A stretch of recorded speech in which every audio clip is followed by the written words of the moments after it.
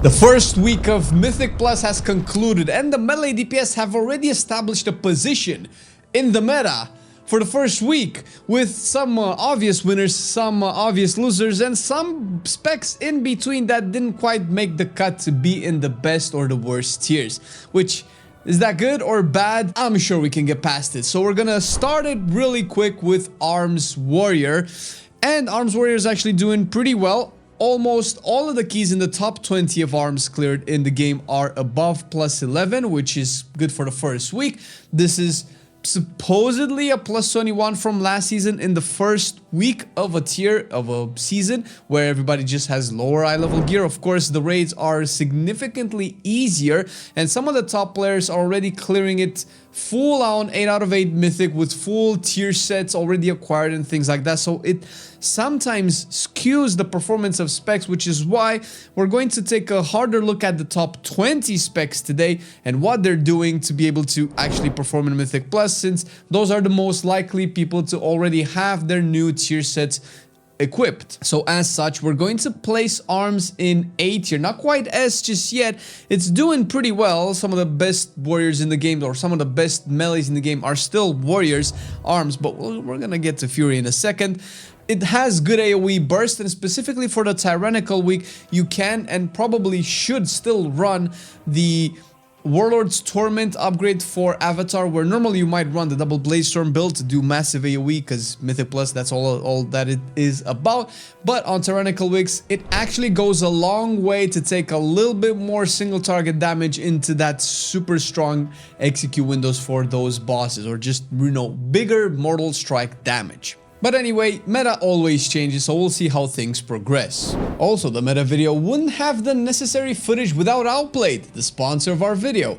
Outplayed is a free-to-use recording software that has a seamless functionality when it comes to capturing your gaming, be it World of Warcraft or otherwise.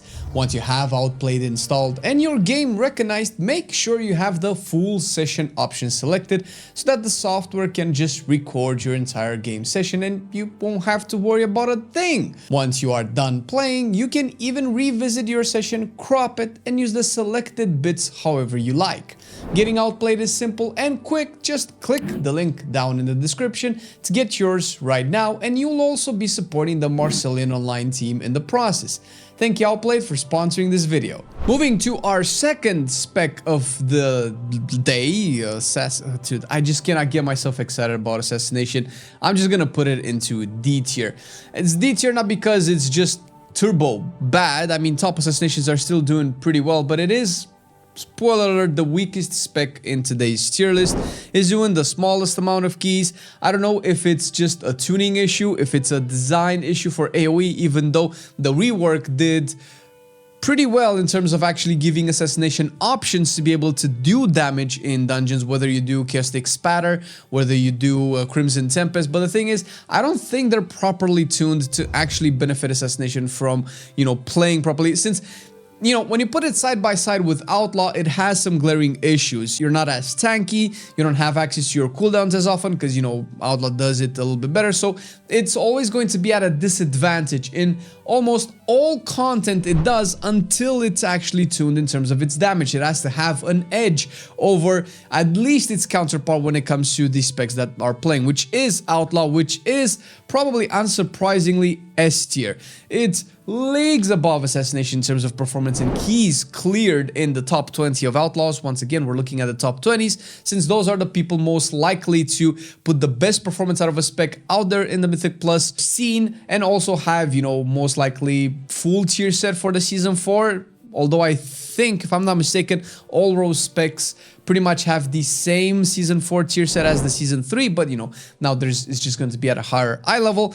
And Outlaw's just Outlaw. Nothing really changed for it. It's still doing really great in terms of overall Mythic Plus. It has probably some of the best kits out there to handle Mythic Plus. The Bristless Blades mechanic just makes it incredibly tanky. The fact that sure, Vanish is good for your rotation, but you can actually use it to do certain types of mechanics.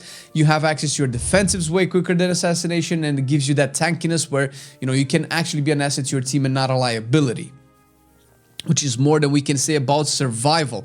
Survival is not doing too shabby, and I do want to preface this as well because I am going to be putting survival into C tier. Although with survival, there's like in the top 20 of survival players, there's probably 2 people that still have on +9 as their highest key in some areas, but pretty much everything else is above 10s, which, I mean, that's great for the first week. Now, when you compare it to specs like Outlaw, there's still quite a bit of difference, which is why it's in C tier, although 10s are still, you know, the quote 20s that we were used to have, so it's not doing too bad, and it's likely, you know, probably not the highest priority spec to be geared in a raid, because I'm using raids as a way of establishing a spec's power, since that's the in the first week, in the first reset, or you know, before the first actual reset takes full-on swing, is the only way to get myth gear, right? So if we're going to factor that into who you're going to be gearing for your raid progression team, you're probably not gonna pick survival first if, let's say, we're gonna run on a premise of, you know, funneling gear to specific specs, because that is actually what happened to some of the specs on this list, particularly Retribution Paladin. Then there are some people that are like full 8 out of 8 mythic, full new tier set acquired, 4 set bonus. That's probably not going to be survival, which, you know, means that once everything is properly geared up, once survival gets, I think the Rashok Spear might be its best in slot, which, you know, that would be in the second week either with the Bullion or actually doing Rashok on Aberrus. That's probably when survival might see a little bit of a bump in power, since, you know, other specs like Arms and Red and Fury and DKs have their Furlath legendary by now, most likely. Enhancement is actually doing surprisingly well for the first week of the tier, and it's going all the way into A tier. Now, this might be because survival has some very, very relevant single target damage on a tyrannical week, and I'm talking about tyrannical even though I know that the second week already started, but the data didn't, you know, actually fully fleshed out. Not everybody has pushed as high as they could in the second week, so the best amount of data that we can look at is, you know, the tyrannical week that just ended a couple of days ago, which probably would put enhancement a little bit above other specs. It's doing really good damage, it has really good single target, probably the best funnel in the game, as we know through its core design. Obviously still has some issues that would probably put it behind a lot of other specs like Arms. I don't know if enhancement is just as tanky as Arms, because Arms is not really the tankiest melee, but it has a little bit of a beef going for it. Also has the legendary, but enhancement doesn't really have that, and I don't know if things will change very much for enhancement going further into the season. It's not like enhancement can acquire some like unique items like a legendary weapon that will just boost it all up, outside of a couple of really good trinkets that it's gonna get its hands on. Maybe it's waiting for those bullions to buy those Amir Drusil weapons. I don't know exactly what the BIS weapons are for enhancement, but Amir Drusil just came out with BIS weapons for pretty much all specs in the game, so we'll see if that also plays a part into enhancement performance later into the season. Feral, on the other hand, has had a surprising performance. Obviously, it's not all the way into A tier, but it is B tier. And it's doing surprisingly well. I mean, as opposed to survival, it has, like, the top ferals have all of their +10s and higher already done. So that's kind of the breaking point, the bar that we set between B and C tier. So which puts Feral a little bit ahead in survival. Actually, it has some very interesting damage profiles that it's actually giving Outlaw a run for its money. Some of the top Ferals are beating some of the top Outlaws in terms of overall damage, but of course we know that's not everything that matters into a dungeon. But I know, yeah, that's what you're interested in, because damage is good, right? But it's still most likely a squishy spec. It's a Druid class, which it contends heavily with balanced Druid, and if we look at some of the top players, top specs in the game clearing keys, like the range just outclass the melees by a long slide. If we were to rank all of the melees at the same time with all the range, like all the DPS specs, every melee that you see here will be bumped down at least 1 tier, because the range is just crushing it. But that's neither here nor there, but it is actually relevant to Feral's performance, because it's the same argument with Assassination versus Outlaw. Balanced Druid is just way better, so if you are going to take a Druid, you might as well take a balanced Druid, which is probably why Ferals might not push as high of a keys as they could. They might actually be able to be an A tier spec, but they're not taken into A tier keys, because you might as well just take a balance at that point if you need the Druid kit. Frost DK is also doing surprisingly decent, and that's what I want to use to preface by putting it into C tier. Obviously, it still suffers from a design issue. There is a very good chance that some of the best Frost DK's performance is not fully fleshed out since the new tier set, which is the old tier set. The Season 4 tier set, I think, is the Season 2 tier set that Frost got with the Frostform Fury buff. That might actually be way better for Mythic Plus, which is something that we also thought about the Season 3 one, and that didn't really push Frost DK into like new grounds. But it is currently C tier in terms of the overall keys that it's doing. I don't particularly think Frost DK excels at single target, and most of the data that we have is from the Tyrannical week, meaning that it might not be Frost DK's strongest suit, considering that Frost DK does decent AoE, considering that Frost DK has a lot of burst, and with the new tier set, Frostform Fury obviously prefers Frost DK to, you know, blast in AoE. So with the following week, this might change, because obviously we're always working with the data on hand, and the fortified key with every Frost DK getting their new force set. If we can assume that the top Frost DKs will probably have their force set by the end of week 2. By the end of the fortified week, we might see a different story by Frost DK. You can very much expect to do better as a Frost DK, whether you're pushing, you know, the 14s, the 15s, where melees currently kind of are, or whether you're just using your Frost DK to do your own level keys, which is, you know, that's fine. Moving into Fury Warrior, this spec is actually very close to S tier. It's doing way better than Arms, which is, I don't think that's surprising, because it's just a very tanky spec. And it's also, once again, data from the Tyrannical week, with probably a little bit of hints here and there about Fortified, where Arms actually does way better, since obviously Fury is AoE capped at 4 or 5 targets. I think it's 4. Do you cleave on 4 extra targets or 4 total targets? I always get that confused, even though I'm a warrior main, but I do play Arms, so I have that going for me in terms of my excuse. Fury is just overall better in the grand scheme of Mythic Plus. It's tankier. Where it kind of probably loses its S tier position is its AoE cap. I feel like that might be the only real weakness. I mean, there is another weakness that Warrior has had since years in expansions, where it doesn't really bring a lot of really good value in a Mythic Plus composition. You don't really have a unique addition to your team. You have an AoE stun, great. Pretty much all the other people have AoE stuns. You have an AoE fear. Paladin has blinding light. Rogue has AoE blinds. It doesn't bring anything unique that you would want a warrior over a lot of other classes. So at the very least, it's doing a lot of damage, which is something that we cannot say for specs like Assassination, which is also suffering from the same situation.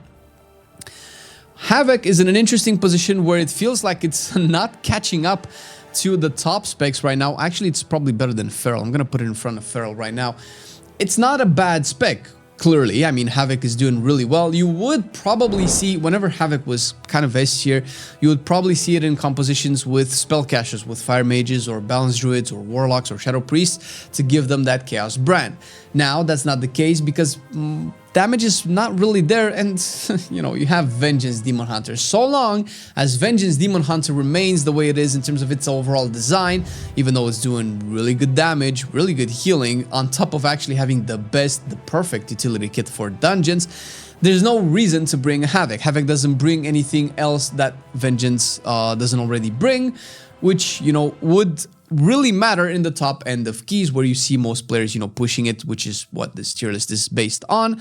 But that doesn't mean that Havoc is a bad spec. It's doing really good. It's a very beefy, a lot of damage spec. It's super tanky, very self-sustaining, so it has a lot of things going for it. It's just at a heavy competition with Vengeance if you want a Demon Hunter kit. If you don't want a Demon Hunter kit, then other classes do way better than Havoc, like all of our S tier and A tier specs so far.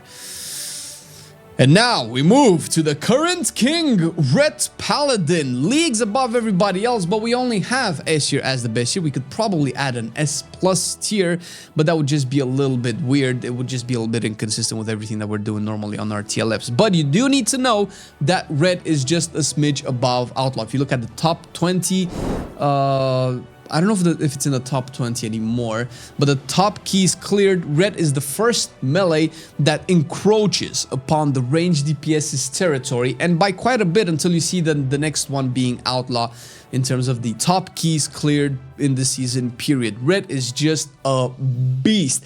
Now, it's obviously a really good spec. That's not necessarily surprising. We also predicted in our prediction melee tier list that it's going to be S tier at the very least. It's still, you know, a little bit behind the top range DPS players, So it's, you know, not an overpowered spec compared to range. And we don't know exactly how this is going to play out for the rest of the season because red doesn't really get anything new. And I believe the tier set that we get is the last tier set as red paladins. Or is it still the Amidrisil tier set? It doesn't really matter. Red just explodes everywhere. You want the Paladin kit considering that Holy and Protection are a little bit very underwhelming. So if you want the Paladin kit, which is a really good kit, people have found out in Dragonflight, because that was always the case for the Paladin kit, but you used to get it from Holy or Protection. Now you're getting it from Red, which is probably a factor contributing to its position as the ace tier spec. And we're gonna move to Subtlety, which unfortunately doesn't see a lot of changes to this day either. It's a C tier spec. It's, you know, or at least it has been last season, the top tier premier raid spec single target, which you would think it would do a great deal in its performance in the past tyrannical week that we've seen, but doesn't seem like it because its AoE is just that poor.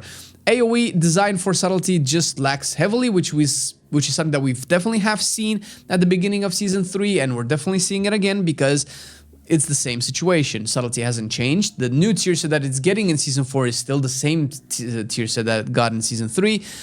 You might see it in keys like MDI because its AoE just explodes when there's just like really big pulls, but it doesn't have an engine to propel that or to facilitate that consistently throughout the board, which is not something that you're seeing in its counterpart Outlaw. It's not that bad. I mean, C tier is usually decent. Even though Assassination is in D tier, that's still okay, right? The specs aren't doing too bad, but it's a clear difference between, say, say Subtlety and Feral Druid, for instance, which is something that you never thought would be possible. Unholy DK is an interesting spec because it's actually doing really well. On Warcraft logs, at the very least, I think it's ranked very highly, or on Archon.gg, they rank Unholy pretty highly compared to the other melee specs, way higher than what we're doing right now because we did take a look at the Unholy's performance overall in keys. It's not bad. It has the potential to become A tier. The tier set doesn't really change, and it's... I don't remember if we had it A tier in the last season in terms of overall performance. I cannot recall if we did, but it's not doing bad. And I mean, you go into the new season with the puzzle box being nerfed only for Unholy because it was just a stupid trinket only for Unholy. Let's just say you have more options in perfecting your gear. I could see Unholy climb all the way into A tier, but its overall kit just makes it sacrifice so much single target for AoE and so much AoE for single target, so it doesn't really have the flexibility of its damage profile that, you know, A tier specs might have, S tier specs might have, so it's... I don't know if it's gonna climb all the way into A tier, but it's, you know, very close to Havoc and way better than Feral. And Feral is giving some of the top melee DPS specs around for their money in terms of their overall damage. So I don't think the damage is necessarily a problem for Unholy, but it might be a little bit of a lot of other things as well. Last but not least, Windwalker is actually a surprising climber, although in our prediction tiers we had it a little bit higher, and we're gonna eventually get to reacting to our prediction to see how they play out, because this is just the first week. But Windwalker is actually doing surprisingly well, very close to A tier, just not quite there yet, a little bit behind Enhancement, which is why its position is top of the B tier. But then again, like I said, B tier is, you know, a notch above everybody else. Maybe I should have just put, like, maybe we should have had like an E tier to kind of point out that B tier is just average and a little bit above average in terms of overall performance. Windwalker is not doing too great because the biggest issue for Windwalker is that it's not the War Within version of the Windwalker, which is crazy good. Best spec, number 2 spec in the game currently in the War Within. Number 1 is a different spec, but you can check what all of the changes and reworks for Windwalker is bringing to the spec right here, and don't be sad that it's currently just B tier.